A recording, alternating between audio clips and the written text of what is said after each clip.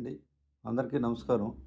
నేను ఫిబ్రవరి 9వ తారీఖున శ్రీ వరహాలక్ష్మీ నరసింహస్వామి దర్శనానికి సింహాచలం వెళ్ళాను. అక్కడ మధ్యాహ్నం 12 గంటలకు లోపలికి వెళ్తే దర్శనం అయ్యేటప్పటికి మధ్యాహ్నం 3 గంటలు దాటింది. సామాన్య భక్తులు, ముఖ్యంగా వృద్ధులు, చంటిపిల్లలు, రోగులు చాలా ఇబ్బంది పడ్డారు. కానీ అక్కడ స్టాఫ్ అవేవి పట్టించుకోలేదు.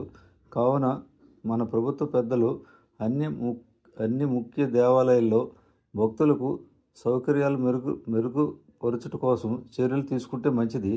ఈ మధ్యన ఎక్కడ చూసినా శ్రీ తిరుమల శ్రీవారి లడ్డూ ప్రసాదం గురించే చర్చ నడుస్తుంది.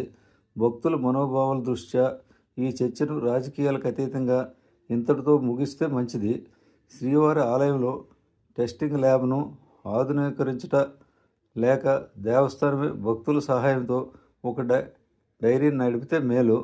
నేను 2023 అక్టోబర్ మరియు 2026 జనవరిలో శ్రీవారి దర్శించుకొని లడ్డూ ప్రసాదం తీసుకోవడం జరిగింది. కానీ నేను ఏ విధమైన మార్పును గమనించలేదు.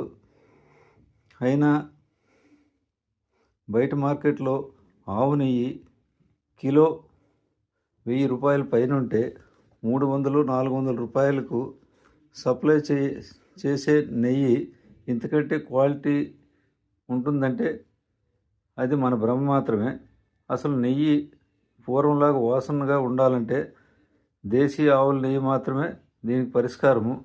ఈ వీడియోపై మీ అభిప్రాయాలను కామెంట్ రూపంలో తెలియచేయండి. ఈ వీడియోను లైక్ చేయడం, షేర్ చేయడం మర్చిపోవద్దు. నమో వెంకటేశాయ నమః.